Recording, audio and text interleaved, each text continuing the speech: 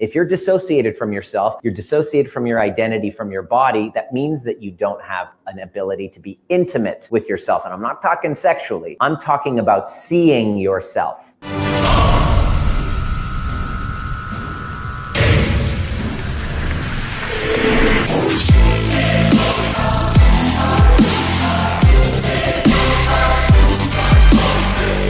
We're live, or if you're catching us on replay, welcome.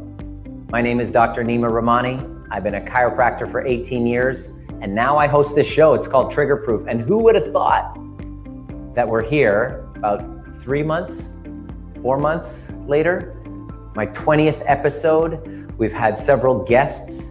My commitment when I started was I want to do 100 episodes. Wasn't really attached. I didn't have any idea what I was going to talk about. But interestingly enough, through conversations with our clients, through conversations with my good friend, Dr. Russell Kennedy, and others around us, the coaches in our program, the clients in our program, I wanted to create topics that were relevant to you, that would actually help you move the needle forward in your health. Of course, when you improve your health, you improve your energy. And when your energy is improved, guess what happens to your productivity at work and your income? And then guess what happens to your relationships? And I teach what I most needed to learn. And I really sucked at relationships because I wasn't clear with my relationship with myself, which had an unfortunate impact of having me be easily triggered.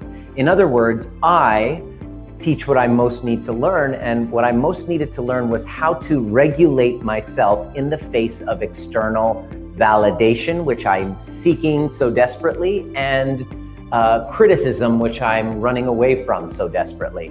So when I started to peel back these layers and really make a point of becoming trigger proof, not trigger less, but trigger proof, I discovered that it's almost every single human being wants the same thing. We all want to feel comfortable in our skin. We want to feel confident and freedom with self-expression in relationships. And we also want to actually feel healthy in our bodies. And what happens is when we have all of those things, the foundation, and we have all of our survival needs met, we then start asking more important questions, which we graduate to, which is, what's my purpose? How do I connect to something that moves me, that's meaningful, so that I can live not just for myself, but to radiate and impact other people's lives? And this is the natural progression of questioning that'll happen in a healthy human being. And so when I started doing the work on myself, my mess became my message. And what I discovered was becoming trigger proof is the answer to your health problems, your relationship issues, and your disconnection from your purpose. So this show is dedicated to those, especially what I've noticed is our viewers are 30 and above, who feel like they're stuck in a relationship rut, limbo, should I stay or should I go? Or they are feeling like they are wanting more in their careers. Just got off a call with a woman last night who just knows in her heart that there's more to her life than what she's currently expressing, that there's gifts that she's not fully using, and the thing that's stopping her the most is an inability to regulate her fears. So I put it all together and really understanding that becoming trigger proof is the neuroscience of becoming unfuckwithable, empathetic, heart-centered, loving, connected human being, which is what we all want. So what's in the way of that? Well, what was in the way of that for me was unresolved trauma. And once we get to the bottom of it and we get that right, you are able to completely transform not only your health, but your relationships and your power, your confidence at work, and everything starts to shift. And so today's episode is about this common thing that happens with all of us, all right? This is not specifically geared towards people with mental disorders. This is not really a commentary, nor is this program designed to diagnose or treat any medical disorders. Although myself, I'm a chiropractic doctor. We have Dr. Russ that tunes in pretty much almost every episode, who is a medical doctor and a neuroscientist, but we're not here to diagnose or treat. And this topic that we're talking about is a little bit controversial, and we have to kind of tread a little lightly with it, because we're going to be talking about dissociation, but not in the context of disorders. We're going to be talking about it in the context of a response to trauma that we all encounter. In fact, sometimes when I'm with my good friend, Dr. Russ, there's a dissociation that happens. Russ, I'd like to welcome you right now so we can talk a little bit about this. Can you share? Welcome. Your hair looks fantastic, by the way. Yeah, it's still a little funny, but whatever. We'll work on it. We'll blame your parents for that. I guess so. Can you talk a little bit about how dissociation happens so commonly, and then how, like, even when we're out to dinner, like what do you notice? Well, last time I came in Vancouver to meet you for dinner, we went out for sushi at that sushi restaurant, and you were your usual self, chatting up the hostess and the waitress and all that kind of stuff. And I had been fighting Vancouver traffic to get in there, so I had gone into my sympathetic nervous system and was a little dissociated. So I sat down with you, and we hadn't seen each other for, probably a couple of months, and usually we're pretty connected to each other. And you said to me, like, why can't you make eye contact with me? Why aren't you looking at me? Why can't you make eye contact? Exactly. And I didn't even really realize it. I knew I felt a little off, but I that I was stressed and fighting traffic and that kind of stuff. But then, I realized that in terms of neuroscience, it's like what I was doing was I was going into my sympathetic nervous system to fight the traffic.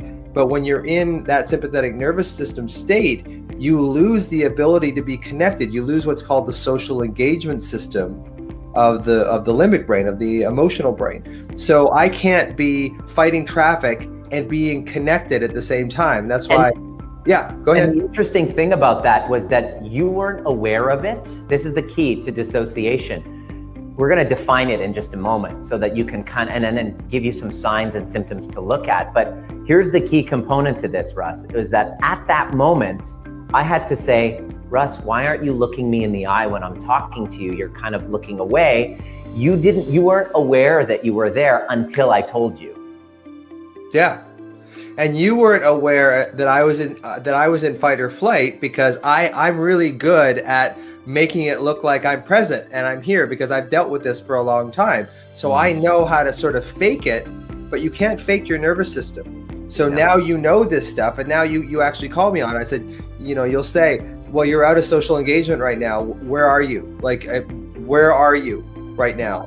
And that shakes me into, like, okay, how could I get back into my social engagement system? How could I just, put a hand on my chest, breathe, whatever, put a sour candy in my mouth, whatever I have to do to get back into my body, to get back into sensation. And then once I get back into sensation, I see this is my friend Nima. And then, over the course of the next 2 or 3 or 5 minutes, then I'm back to making eye contact with you. We're laughing again. And that social engagement system is taken back over. Totally. So we're going to talk about that too. We're going to specifically go into the hows, because my intention for this episode is for anybody, you who's watching, to be able to recognize the signs and symptoms, and to be able to take action steps that you can do, and then to take it even further so that you can get to the root cause of the root cause, so you can be able to self-regulate this. Because this is very important. I've been noticing, and Russ, I mean, you'll see this. Like, I didn't notice this until we started working together, and I would see client after client in our calls when we would regress them back to these old memories, that I would ask a question and they would check out. So essentially, dissociation is really the process of checking out. And so I want to go over a few signs and symptoms to look for, and then I'd love for you to explain the neurology behind it. Because if you're going to heal from this, if we're going to have people, we're going to raise a community of self-healers, which is my vision. The vision that I have is to have a community of self-healers. We need to understand a little bit of the science behind how your brain's working, so that you can then, you know the why and the what, so that when we show you the how, you can now know exactly what we're talking about. So dissociation is basically checking out. The first thing is it's a sense of being detached from yourself and your emotions. Can you talk a little bit about what's happening in the brain, why we dissociate? Like why do we have that there? Well, like all the negative, neural things, they're protective, they're safety, they're based on our evolution. So with our example of having dinner, I was in a fight or flight state, fighting traffic coming into Vancouver because I live in lovely Victoria now, and when I go to Vancouver, my sympathetic nervous system goes a shit show. Yeah. So when you're in protection like that, you don't have access to that social engagement system anymore. Now, I knew that I didn't feel right. It wasn't like I was completely unconscious and it was like, wow, I can't make eye contact with you, Nima. I don't know what's going on. I knew I didn't feel right. I was faking it as best I could, but I knew I didn't feel right. So there is this sense that we all have when we start to dissociate, and that's what we'd like you to understand, is that can you get in touch with that sense? It's like, oh, okay, I'm starting to go off. I'm starting to move into my sympathetic nervous system. I'm starting to move into fight or flight. What are my signs that make me kind of want to bring back and go back into that social engagement system where my body is calm, my mind is calm, and I can be connected? Yeah. So that's basically what we're trying to do here, is show you how we all do it. And you don't have to have, like Nima said, we don't have to have mental illness, but what we have to see is, like, when we're talking to our partner or our kids, when we start to get charged up, we lose that social engagement system. They feel it and they start going into dissociation. So the whole thing cycles on itself. So if you can learn what your signs are, then pull yourself back into social engagement, then you're able to handle whoever's around you a lot better. Right. And so this sense of being detached from yourself and your emotions, kind of like the example in the sushi restaurant. And the second one, basically, that you want to look for is this perception that people and things around you are just not real. This kind of like a depersonalization. This is what we would hear from a lot of our clients that reached out with anxiety, is like, I just feel like things are not real. So this kind of goes alongside with this detachment from reality. Can you explain why that we would be feeling those feelings from a neurological perspective? Yeah, because when we go into sympathetic, we lose our prefrontal cortex. We lose the part of our brain that's very rational, and we start looking for threat. That's what the whole system is designed to do, is when you sense something that isn't quite working, you look for threat. And if there's no threat there, you'll find it. You'll make it up. You'll make meaning out of things. You'll be like, oh, it must be this. It must be that, right? Yeah, because people do not like free-floating negative energy. It's just, so your brain, which is a natural make sense machine, it will make threats out of things that aren't threats. And then on top of that, when you make threats out of things that aren't there, your body stays in that fight or flight response, making you even less able to discern whether or not this is actually truly a threat or not. So it forms this vicious cycle that gets farther and farther down. And then we'll talk about this, but when your sympathetic nervous system mobilizes you and you can't solve the problem that's in front of you, if you've created this massive threat and you can't solve it, then you go into shutdown. Then you go into dissociation. So what you're basically saying is that you dissociate, your mind is going crazy off of somewhere else, and there's no connection to the body. Yeah, well, your mind's reacting to the threat sense in your body, because your body will start becoming tense and nervous and want to move.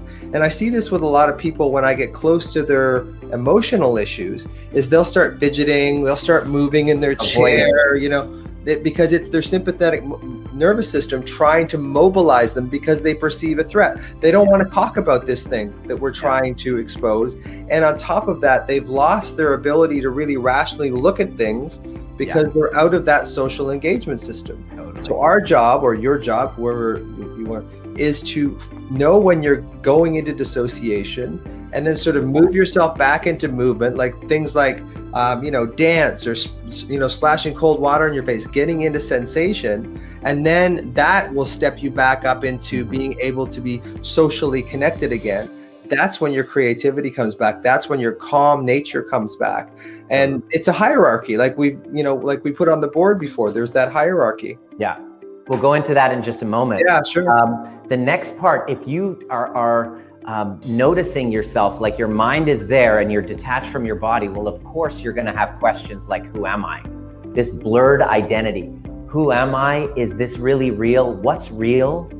You know, this is what I would notice again and again with our clients would be the presenting complaint is, I don't really know what's real. This is a sign you are dissociating. This is a great sign that you're dissociating. In other words, your connection with sensation has been blocked and your mind is completely in another place than where your body is. And as Dr. Russ is sharing, the answer is always to go back into the body, to get back into sensation. To start, like I'm going to share with you the process we take our clients through to be able to get from dissociation to self-regulation.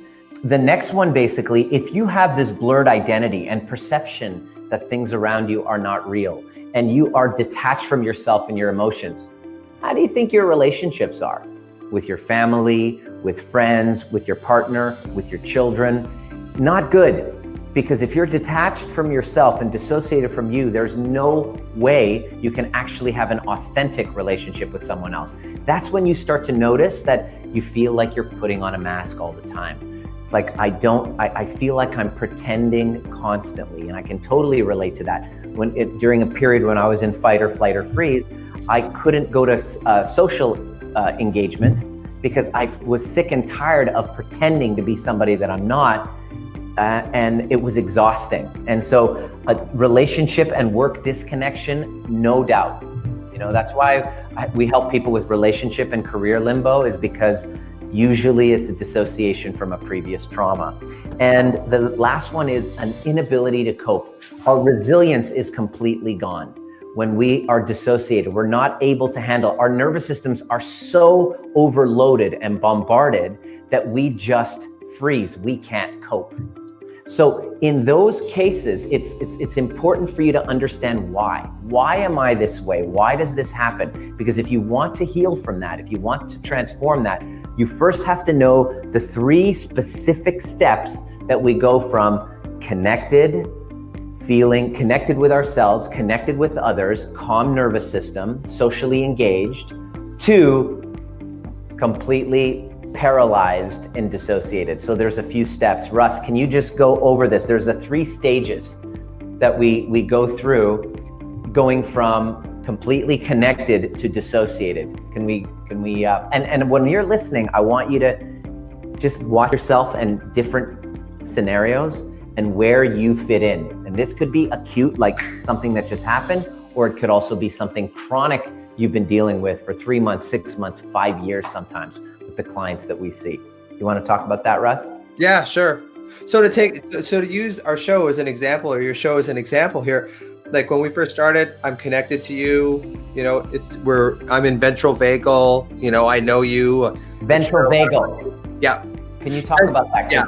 That's too nerdy for me. I'm sorry. Yeah, you're right. I kind of threw that in there. I'm actually going to leave ventral vagal for a minute. So okay. I was in social engagement system. Which is the part of it's kind of like a structure in our brain that allows us to connect with each other by looking at auditory cues, visual cues, sense cues of each other. Tone of voice, prosody, body language, all that. When I walk in and I see you smile, then all of a sudden I feel safe. Yeah. Okay, yeah. Got it. So I'm in social engagement, we're chatting, that kind of stuff. And then I see that my power cord's starting to fail again, and I'm going, oh my God. So I go into sympathetic at that point. That's stage number 2. So ventral vagal, which is kind of like socially connected, that's your connection. Then stage 2 is like, oh shit, we have a sympathetic response. Yeah. Fight or flight starts to come in, you lost your power cord, you're about to lose battery. Oh no. Yeah. So then at that point, if I didn't solve that, if I wasn't able to solve that, then I would go into shutdown. So and that's dissociation. Dorsal vagal shutdown. So dorsal vagal, we're talking about the vagus nerve, which is. And I'm going to talk about that in a minute. Okay. Yeah, I just want to give them, you're right. I don't want to give people too much information right at the start.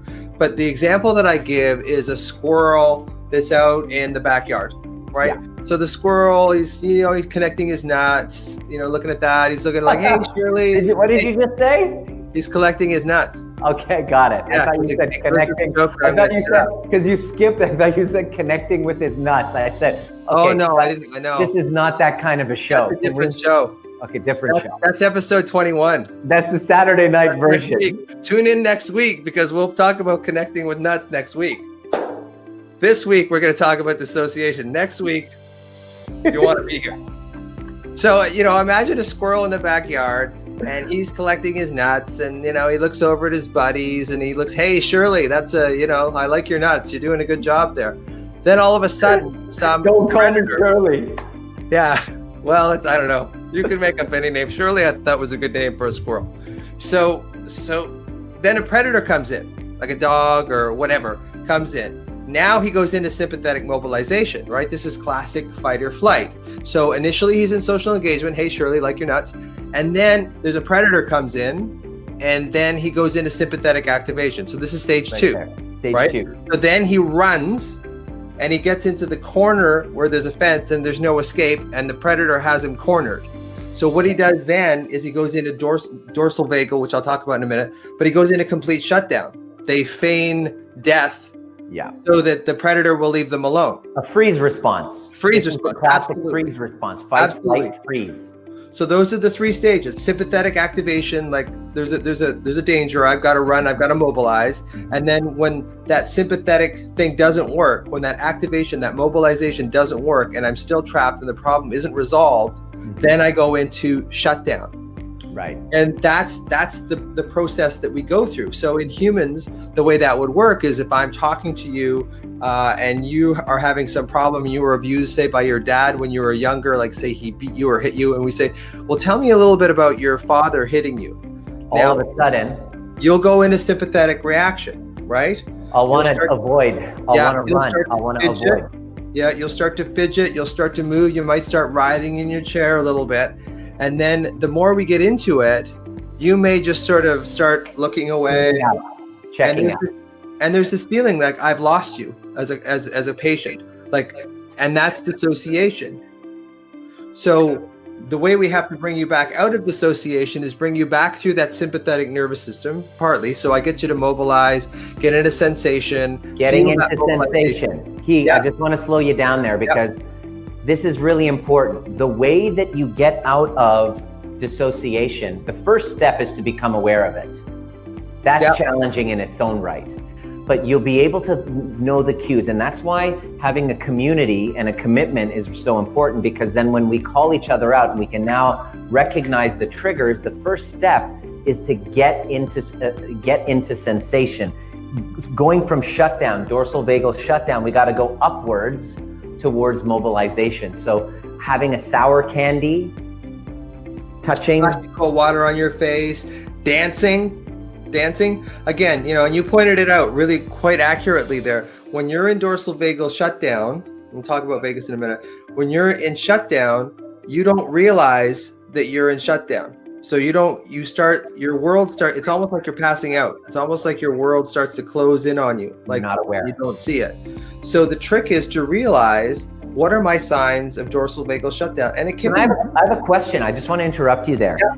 Is a form, because I was on a call last night with someone who we started discussing these things, and when she would go into an old memory or what's going on, she would just taper off into this story and just go off into 5 different stories. Is that a form of dissociation? Yeah, it's starting to. You're starting to. So it's a gradation. So she's mobilized, she's activated.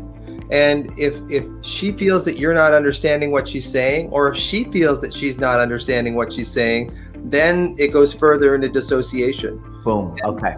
All right. Got it. Just a sidebar there, because I'm on a call, people reach out to get help. And what I notice is that they will go into story, and I ask one specific question about this, And then this is, by the way, this is about 80% of people who I talk to. I'll ask them about this specific thing that I want an answer, and they'll start and go boom, kind of like a politician when they just answer whatever. They just, and I'm like, that has nothing to do with that. And there you can see they've kind of like detached from the reality of the present moment and gone there. And I'm wondering, is that a form of dissociation as well? I think it is. I think, I think what happens is that we all have these coherent narratives in our mind about how we explain these negative traumas that happen to us that aren't resolved. So we have a certain almost like broken record kind of thing that we repeat. And it's, in a way, it kind of protects us from going back into the nuts and bolts, the really harmful, painful parts of that story, because we can still relay the facts to this other person we're talking to, but there's no real emotional content to it. And you'll notice this too, is like people will start discussing things that are really sensitive. You know, like my brother used to beat me up like every day from the time I was 11 to 13, but they'll say it in such a way as like, yeah, my brother used to beat me up every day. There's no emotional connection. There's no emotional connection. And then that's part of dissociation as well. Got it. So it's really a skill. When we're talking to people and they're talking about these details and there's no emotional connection to it, this is actually about 50% of people I've noticed. They're either describing their details of their past and they're in just deep agony and pain, or they're talking about it kind of like, oh yeah, I went through this and da-da-da-da-da-da, and they're literally, that's and they'll even say, you know, like, I was beaten by my mother from, you know, but it doesn't bother me. Like they'll even say that. They'll even say that to you. Like, I was beaten by my mother every day for 4 years, but it doesn't bother me. You know, it made me the person I am now. That's a form of dissociation. Boom, dissociation. That's a sign that I will look for and offer a solution. Okay, so we have to go upward. So the first step to healing this is awareness, which is half the battle, right? And then once we get there, to get moving, get into the body. I love the breath. Constantly. I'm consistently bringing myself back to the breath. This is part of nervous system regulation. This is part of ego observation, 100%. And then can you share how we can jump from here to ventral vagal, the social engagement? So maybe now it's time to talk about the vagus nerve. So the vagus nerve is called the wandering nerve. It's a 10th cranial nerve, comes off of the bottom part of the brain, and it is the main parasympathetic nerve. It's the main nerve that relaxes us. It relaxes us. But it also mediates, it also judges what's going on in our body at the same time. So 80% of the vagus nerve is actually sensory, and only 20% of it is motor. So it's sensing what's going on in the body, and only 20% is doing. Yeah. Okay, got it. So there's two parts of the vagus nerve. There's the ventral vagus, which is the front. Which is the front, which is the one that's involved in our face recognition, our heart feeling connection. That's the ventral vagus. That's our social connection. When we started this call, Nima, and then after I got calm with you in the restaurant, I was back into what they call ventral vagus, which is intimately involved with the social engagement system. Yeah, and this is why when you see someone dissociated, they're just like this. There's no their facial muscles change. This Absolutely. is why when they're screaming at you, they physically look different. 100%. You can physically change your appearance. And when you get back into ventral vagal and calm the nervous system down, there's this glow that happens because the facial muscles are attached to the ventral vagus nerve. Yeah. And that's why you can look at someone and go, I know what's going on in your mind. Like your face will be able to tell me what's happening in your mind because of the ventral vagus nerve. Yeah, you know, a little fun fact here is that the face is the only place in the human body where the muscles are directly attached to the skin. In no other place in the body are the muscles directly attached to the skin, and that's for a reason. That's so we can show anger or pleasure or whatever, and other people can read that. And as a little aside that we're jumping off here, this is why our children are so anxious and nervous now, because they are getting all their social engagement from a computer and not doing the face-to-face anymore. So that social engagement system in their brains is not maturing. So the rates of depression and anxiety in our kids, you know, our younger, like 13, 14, college age children, are starting to go through the roof because they're losing this ability to mature the social engagement system. Anyway, so the ventral part of the vagus controls this, kind of happy, connected sort of thing. Now, the other part of the vagus, which goes down below the diaphragm, is called the dorsal vagus. The back part. Yeah, and the dorsal vagus is what creates this shutdown. So they're two different parts of the same nerve. So what the dorsal vagus will do is if the sympathetic, okay, let's go from the beginning. So if I'm in social engagement, everything's going fine. I'm talking to Shirley saying, you got great nuts there, Shirley, that's awesome. Then I'm completely connected through my ventral vagus. Right. Then there's a predator that comes in, or a threat or a challenge or an emotional story you don't want to tell. Your sympathetic nervous system starts to rise. Your hands start to fidget. You start to move around because it's get me out of here. It's a mobilization response. If that mobilization response doesn't resolve the problem, say you still keep talking about this thing I don't want to talk about, I will go into dorsal vagal shutdown, which is an old primitive. It was the first part of our vagus 500 million years ago to start showing up in mammals. So what we have to do is reverse that process.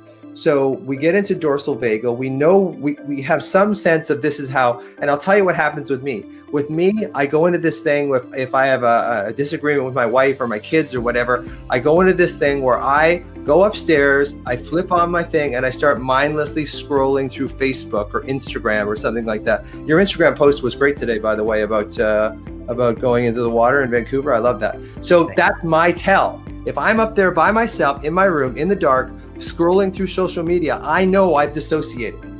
Got it. Okay, then so what we're saying is it's important for you to know the signs. So I'm going to ask this to you as you're listening. What do you do to disconnect? There's social media. I go to social media. Yeah, there's drugs. There's drugs, sex, internet, shopping, gambling, alcohol. So this is the seat of our addictions then. Absolutely. Got it. Absolutely. So this is how we dissociate. We dissociate with these other things to kind of get the instant gratification, to feel something, because we've completely been devoid of feeling because we're just numb. But we want to choose what we feel, though. That's the thing. We don't want to feel this thing over here because that was too painful. So we're going to choose to feel this. So we dissociate into what we kind of feel is familiar or comfortable to us, as opposed to feeling the uncomfortable feeling. And what's really, really important is to see what is your partner's sign of dissociation. So when Cynthia knows that I kind of slowly, and she says it's almost like the invisible man, like you'll be around and then all of a sudden poof, you're gone, and I know where to find you. I go up into the bedroom, I open the door, and you're zombie scrolling. So it's like, and she'll come in and she'll lie down in the bed beside me and she'll go, "Hey, how are you? Should we do a little bit of dancing?" So what she's doing, because she's at a somatic experience, she knows all about this. She's co-regulating with you. Absolutely. So we do a little dancing in the thing. She gets me into my body and that kind of thing. And then I'm back with her again. So it's really, really important to know, what does your partner do? What's their tell about when they're dissociating? Because they're probably not able to bring themselves out of it on their own. Now, if we don't get this right, Russ, if you don't understand this and get this right, you will take your partner's dissociation as an insult to you. 100%. And you will react to them, and believe me, if you're dissociated and I come and like yell at you and make you wrong and make you feel guilty for it, that's not going to bring you back, is it? It's not going to bring you back. So this is what we're just scratching the surface of how important this work is in the realm of relationships, family dynamics. And when that breaks down, because we don't know the neuroscience of it, and we don't know the self-regulation practices of it, and we haven't learned the tools and how critical it is to educate ourselves in the realm of co-regulation, because we all are wounded inner children. We're walking wounded inner children without any skills and awareness on how to co-regulate one another. And we have a dissociation happening, and then we take it as, oh no, you're dissociating from me, and you're going to take it as an attack, whereas probably it's because it's just like mom used to dissociate from you. Yeah, and this is perfect. Like I'll use my own life as an example here. So I'll dissociate up into a zombie scrolling. Now, Cynthia, my wife, has an issue with abandonment. Her mother really wasn't that connected to her when she was younger. So when you go away, when I go away, she perceives abandonment. So before we knew this, that would be 2 days of like not connecting, kind of passing in the hallway, that kind of stuff. Yeah. So I know for her sign of dissociation. And so when she does that, I come up to her and I pull Get her into that sensation. And she does the same thing for me. So I don't take it personally. Yeah. No, I know when she gets upset, she starts planning everything. You know, right. It's like, so this afternoon, you've got to mow the lawn, you've got to do this, the dishes have to be done, the dogs have to be taken out, the dogs have to be fed. So, and in me, that's like, I don't want to be told what to do. So it fires me up. But then I see, oh, she's dissociated. She's not trying to control me. She's dissociated. Absolutely. Boom. So much of this, and I think why we're doing this program and why you're creating such a great thing with Trigger Proof, because like the Buddha said, all life is suffering. So what Trigger Proof does, and what I love about your show, is that it's teaching you how to manage that suffering. Because if you don't manage the suffering, you'll just keep doing it. So getting back to this, so what we have to do is go from dorsal vagal, shutdown. We have to recognize that in our partner or our kids. And then we have to bring them up into sympathetic, dance with them, give them a sour candy, share something. Don't try and make too much eye contact right away because they're not ready for it, but get them into their body. And then they'll slowly kind of come back to you when they realize it's safe. And then you can talk about what the situation did. But you can't go into someone who's shut down and talk to them, because by definition, when you're in dorsal vagal, the way that your middle ear works, and I'm getting a little real nerdy here, is we start becoming very adept at picking up high frequency threats like screams and low frequency threats like something in the bushes coming to get us. And we don't hear the human voice so much anymore. So this is a really complex topic, and I think we're handling it really well. But it's just basically, I guess the really big points is realize what you do when you dissociate, realize what your partner, your kids do when they dissociate, and come up above yourself and realize it's more about them at this point than it is about me. How can I bring them out? Because your relationship with them is going to depend on your happiness as well. So if you guys both start going into this, okay, I've got a stick in your eye, you've got a stick in my eye, jab, jab, you're never going to get anywhere. So the thing about recognizing dissociation is that you can go, oh, she's dissociating right now. I know this is what you do. My kind heart is going to say, I want to go and help her out of dissociation. Sorry, I did a lot of, I kind of commandeered. It's all good. It's all good. Thank you. It brings up so much. We've now literally opened up a can of worms to talk about co-regulation. Maybe we're going to do our next episode on co-regulation, because this is my vision for the future, is to create a community of self-healers, which is what we're doing already in our programs that we do. Is we're creating a community of self-healers, people wanting to take on responsibility for their own healing rather than becoming victims to their circumstances and their pasts, taking on their role of self-healing, and then working towards self-regulation, and then co-regulating their families, their teams. And when I started taking on this work, I went from inability to manage my team, like in my chiropractic practice, being highly reactive, easily triggered, anxious all the time, ego-based, to now being able to recognize the signs, becoming self-aware, self-healing, self-regulating, co-regulating, and then now having the team of my dreams of we all have each other's backs, each one of us, help co-regulate one another, and a community that we've established, which people are helping each other and learning how to take on these tools for themselves so that they can become purposeful, empathetic leaders. So I'm grateful for you for your role in that, Russ. So thank you so much, brother. Thank you. I am for you. Peace out, brother. We'll see you next show. Yes. So that was like mind-blowing. You're probably going to want to rewind this and listen again to what Dr. Russ is saying about the key component is getting us into our ventral vagal from this dissociated state. And the question is, can you recognize your signs? In fact, if you can take a moment and just write them down or share in the comment section what your tells are when you're dissociating.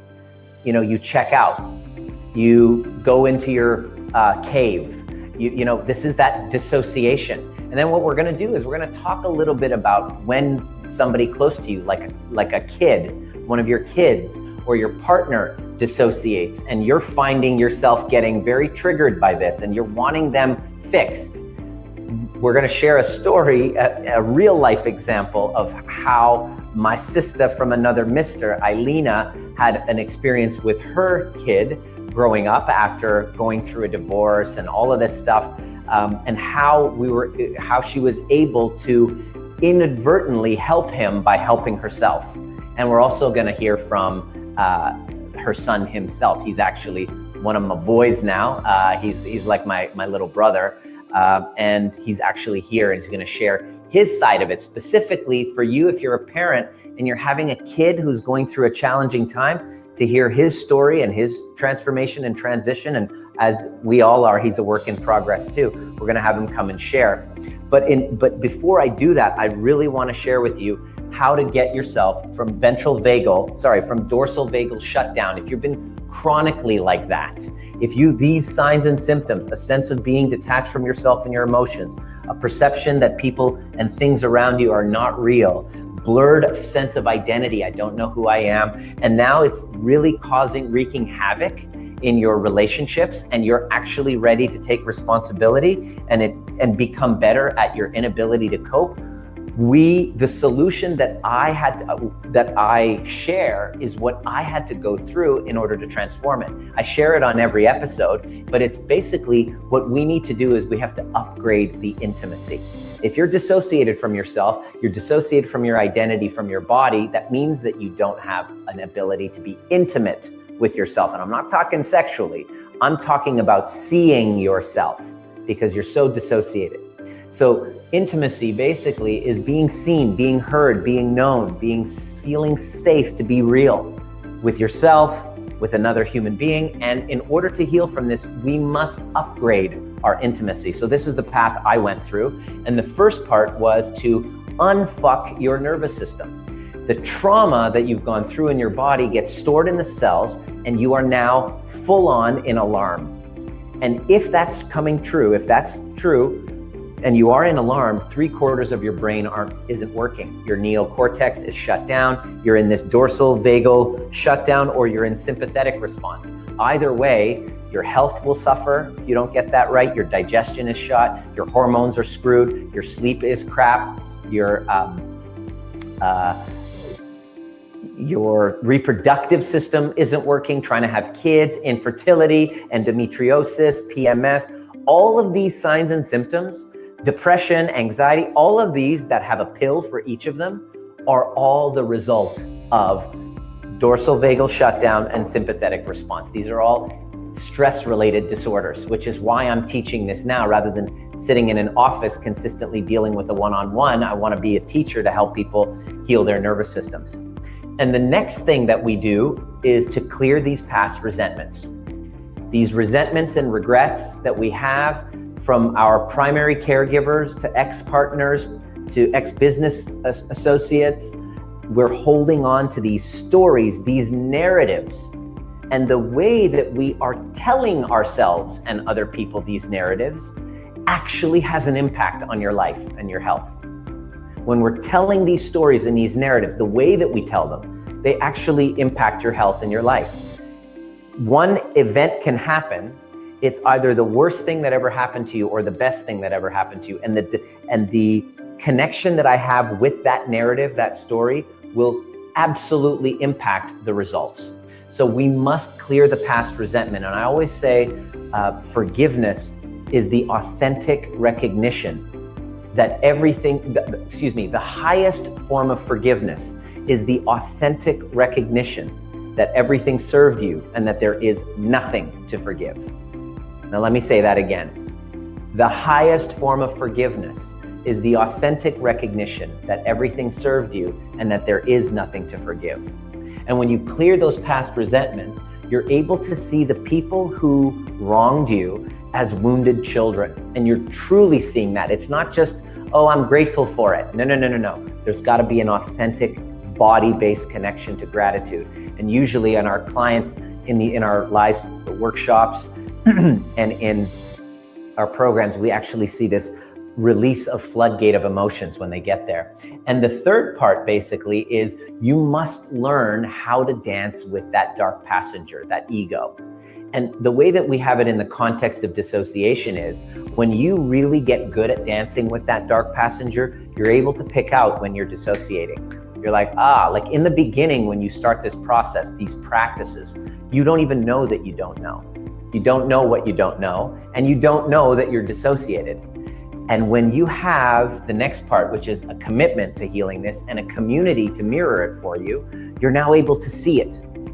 And you say you see it, and then when you've learned to dance with your dark passenger, you're actually able to witness it. I just dissociated there again. There I go again, dissociating. There I go again, that's my ego talking. So this is a practice, so that if you can then see it and you get that right, you then can choose your reality rather than being driven by unconscious motives.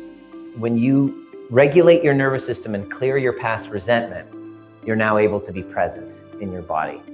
When you learn how to dance with that ego, that shadow part of you, and you've cleared your past resentment, you now have a sense of understanding, not only towards yourself, but towards the other people who you felt wronged you. And when you've learned how to do that ego work, shadow work properly, and you've practiced, and you have a healed nervous system, this is where you start to have the magic, where you start to feel authentically you.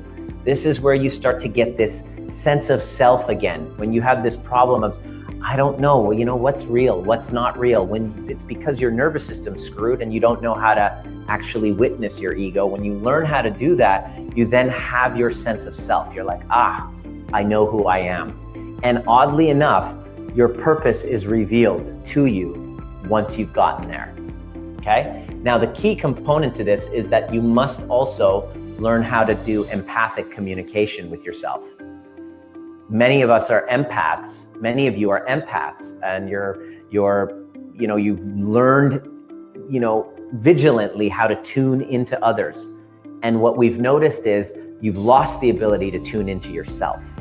So the key component is first learn how to empathically communicate with you and that inner child, as well then to be able to get into the world of another human being and get them from dorsal vagal. Simply by doing this, you can get them from dorsal vagal into connected, simply by feeling and sensing them. And at the last bit of this is, again, you need commitment and a community in order to do this. I had a question last night on a kind of a strategy session. Somebody reached out to me, and she says, "Can I do this alone? Like, can I just do it all alone?" And the answer is no, because of our social engagement system, because of the perception, because of the opportunities available of co-regulating when we actually do the work properly. There's a co-regulation that can happen. So once we get all of this right, the hallmark of personal growth is be able to look in a mirror and say, I love you. Self-love, this holy grail we all seek, but very few achieve because there's so much trauma and story and past resentment and dissociation. So how can you? So by putting all of that together, upgrading your intimacy, you take on the work of transforming. And this is when people will reach out and say, yeah, but my son has anxiety. My son's going through a lot of rage and anger. He's having a lot of problems in school.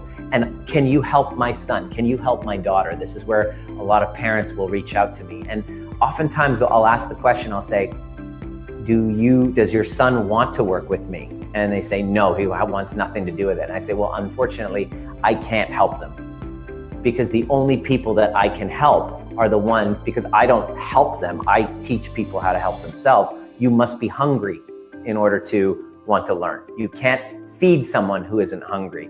So this work is specifically for those who are hungry to learn, because there's a lot of challenge in going through the past stuff. There's a lot of uncomfortable emotions that we are called on to face. We're here to slay our dragons, really. To have a badass life, you must know how to slay your dragons.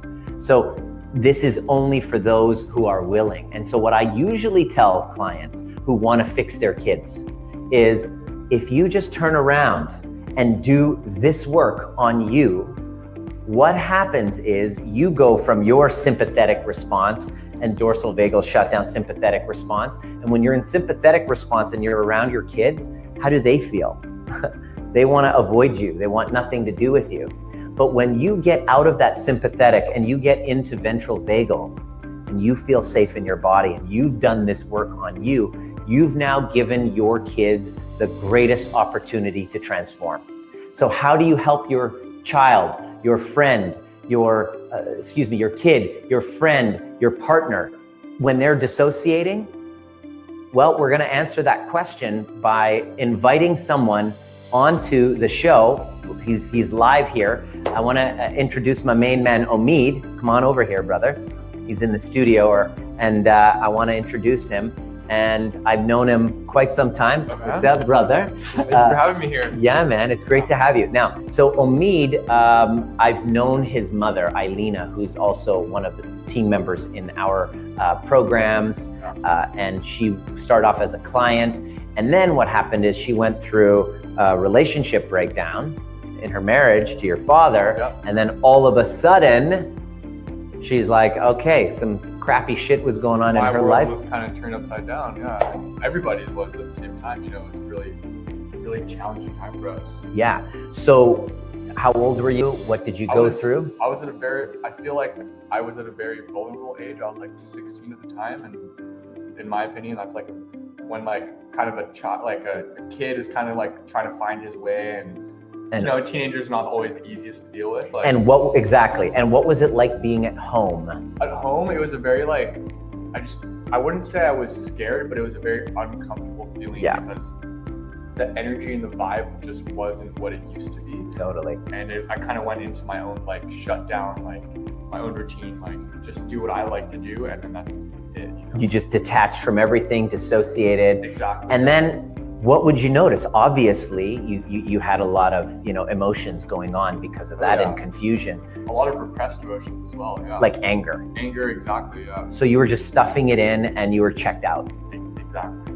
So, and I would imagine like there's a lot of parents that are watching who are going through something like that. So when you see a kid going through some challenges, you want to help them, right? So I'm sure your mom tried. She how many times did she say, come see Nima? Oh, like 1,000 times, man. It was that like must have been too enough. much. It was actually deterring me away from wanting to actually come and get help from you. And like not like seeking help, but more of a sense of like, okay, like what is a good path for me to go down, and then who can help me teach that? And the more she pushed. And the more she pushed, the more I wanted to just say, why do you want me to go to this? I don't want to do this, blah, blah, blah. Instead of like, it took me some time to actually get to like know you and realize you're such a cool and good guy, you know, to like with great hair. Yeah, you know, ladies, man. But like, it actually took some time for me to actually want it for myself, and for me to actually want it for myself, I needed my mom to kind of step back and focus on herself. Yeah. And for me to kind of be on my own and be like, oh wow, like I can't actually get away with the things that I'm getting away with. I need to kind of like step it up and like realize, all right, this is how I want to live my life. This is what I need to do to get there. Right. Amazing. And so this is key, because we're not saying like, this is not like, I'm not here to give parenting advice. What I'm here to share is that oftentimes when we have a kid who's going through a really difficult time, and then of course, as a parent, you have all this guilt. Yeah. Because, oh my God. I know my mom did for sure. Yeah, you have all this guilt because, wow, now because of my choice of, you know, ending a relationship, now my son is angry and he doesn't know how to process, and I just want to fix it. And so out of my guilt, I'm going to be overly hyper vigilant. Yeah. And how annoying was that to be like, it was a deterrent is what it was. Yeah. Right. And so what you're saying basically, so we're saying if your kid is dissociated and they're going through a difficult time, it's not to just leave them alone, push them away, right? No. What is it? You actually want to like nurture them and really like care for them. But then it gets to a certain point where I think that you nurture and care for them so much and the actions are just repeating themselves from the kid. And in that point, then you have to kind of say, all right, I have to kind of unplug and step out and focus on the things that you were talking about here for the parents themselves.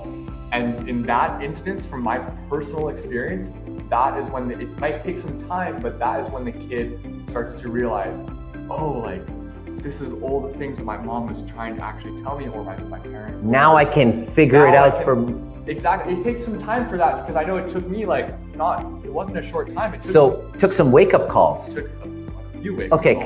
can you share that? Can you share what wake-up calls? I mean, like, what's the first time that you came into my office? What happened? First time I came into your office, I was super depressed. I started hanging out with the wrong group of people. I got into drugs. I was just like a mess. And I was really young at the time. I had surfing taken away from me, which is like my passion in life. So I was in a really lost place at life at the time. Yeah. And so it was just like, they didn't think that you were gonna graduate high school. No, my mom didn't know I didn't know what was gonna happen with me, right. to be honest. Like I wasn't really doing much at all.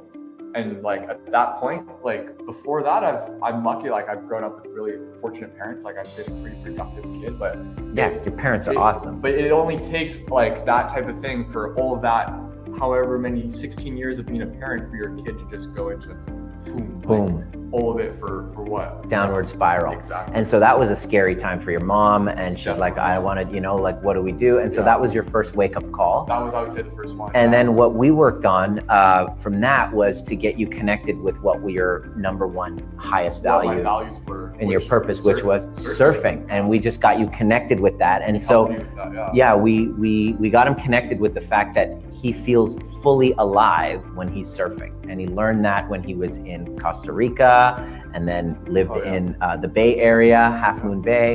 And so when you're on the board and you're like surfing, like you're just in a flow. It's your spiritual. You're in a flow state, exactly. Time is just, you're in the moment and you're fully appreciating the moment. And you were living in Vancouver, which has no surfing. That was a big thing. Yeah, I was kind of taken from like my really bliss. My bliss home with all my friends surfing after school, everything, to like boom. Vancouver. Into a Vancouver home with my parents separating, the vibes were not good. While my mom, on top of all this, was dealing with the passing of her father.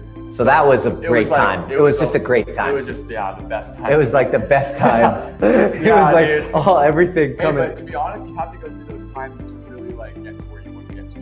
Exactly. Not everything's gonna be all blissy and totally. perfect. So that was your first wake-up call. And then your next one was an injury where you had to call an ambulance. I got injured. Yeah, I almost actually died. It was a freak accident in my electrical program. I got stabbed in my stomach unintentionally by a broken piece of metal. Where you guys were just goofing around. It was kind of goofing around, but it was kind of like just a freak accident, to be honest with you. And then all of a sudden, you have your digestion. Exactly. I couldn't do. Imagine this: a 17-year-old kid in high school, like, loves to go out and do stuff. All of a sudden, he can't even go to the bathroom anymore because his lower intestine, his small intestine, just doesn't work. So now you're hospital ridden, and you're on all these different pain medications because you had multiple surgeries, and like you're kind of thinking like, what? And you're 17, like what's gonna happen? Like this shouldn't be.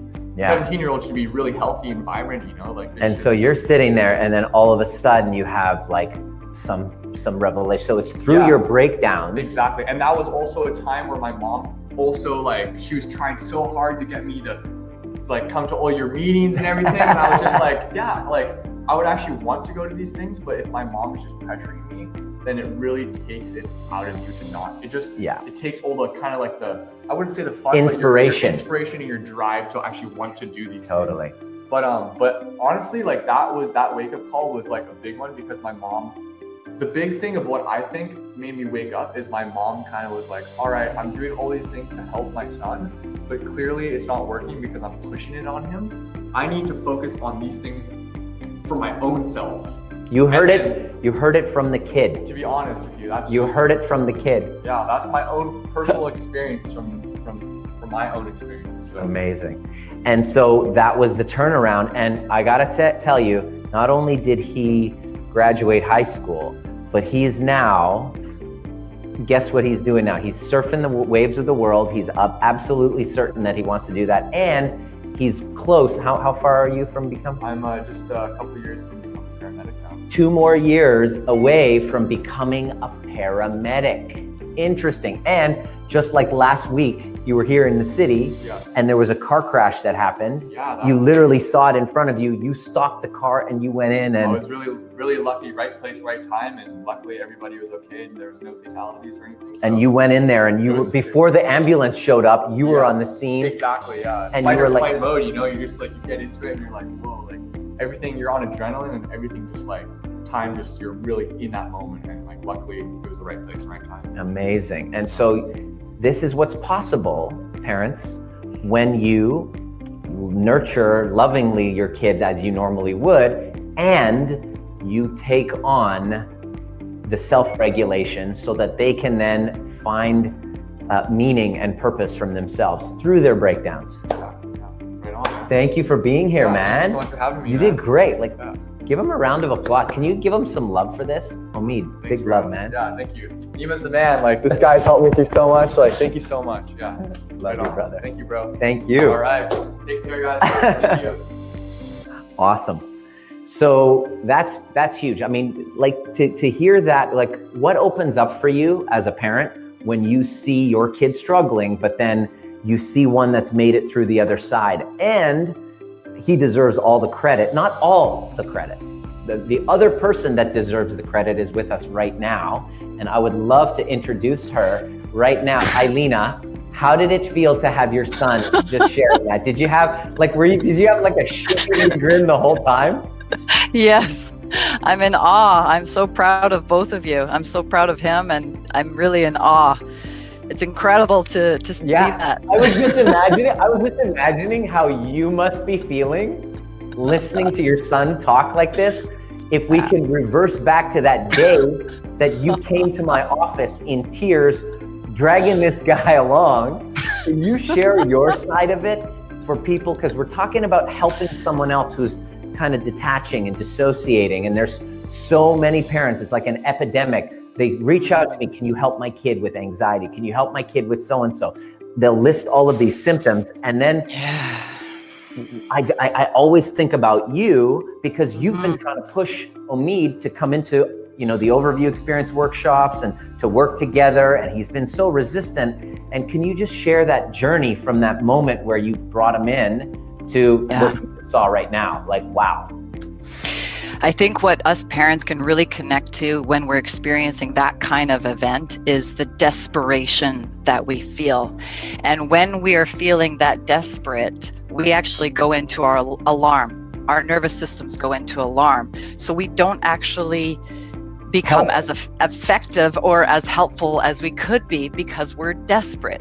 And so if we can just start with that, realizing that we're not at our most effective or most productive, or even we're not even grounded. We're in alarm. So we're just looking for band-aid solutions, and we're thinking that the external circumstances, if we change the external circumstances, it will solve the internal conflict and trauma that is waiting to be resolved. And that's what I really got about that share there, is how important it is as parents to first empathize with ourselves, like, whoa, I should be freaking out because this is a scary situation. So right now I'm in alarm. Right now, my brain wants to solve problems with intellect, with thinking, with being strong, with being stoic, with fixing the kid, fixing the external the external circumstances.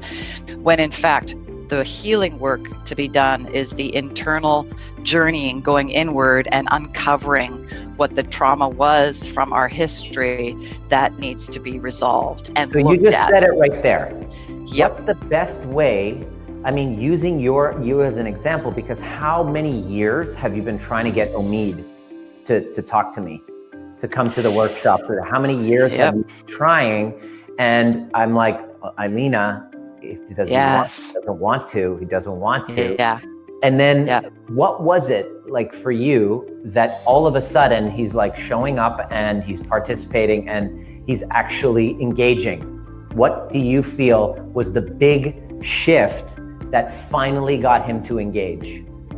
It's just like he said, is when I stepped back, let go of control and reins, surrendered, and turned that energy that was going outward inward to myself. To yourself, And it was did the work. Did the work and applied it to myself.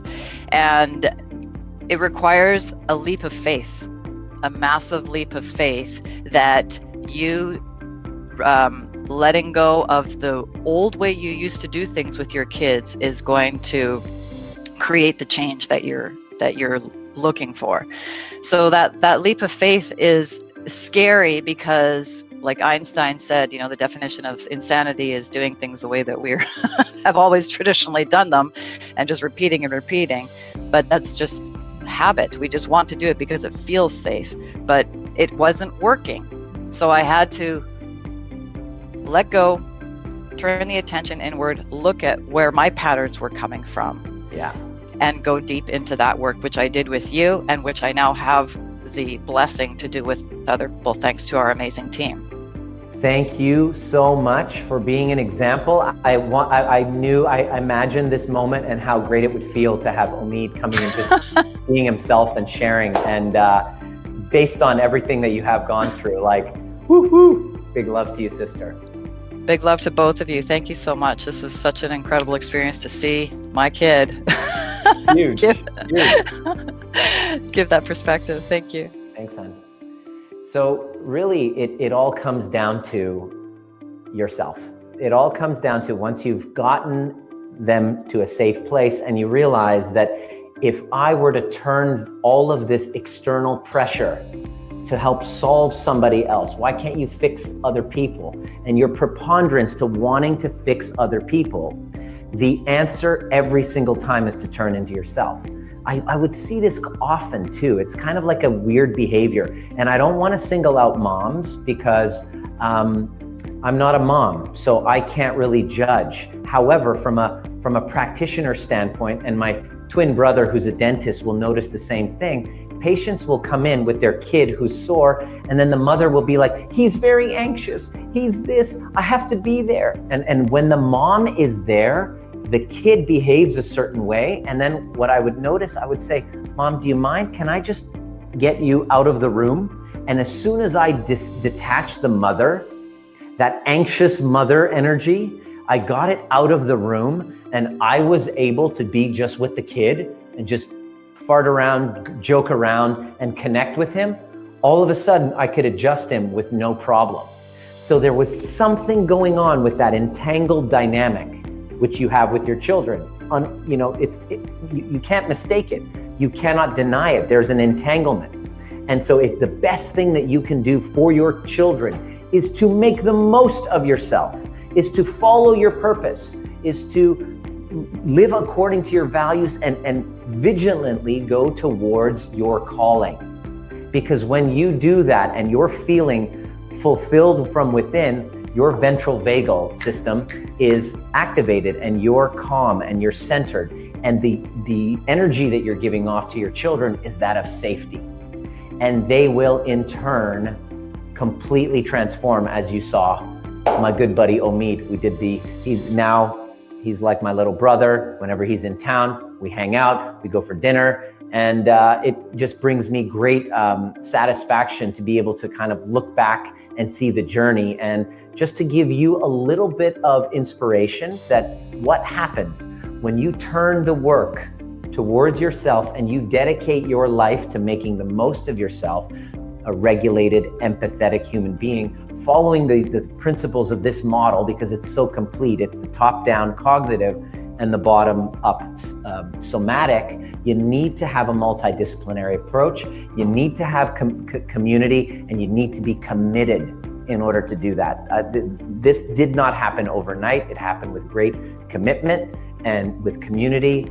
And this is how you transform dissociation. It's through awareness. It's through understanding that our traumas have a preponderance for us to dissociate, and it's up to us to self-regulate and to assist in co-regulation.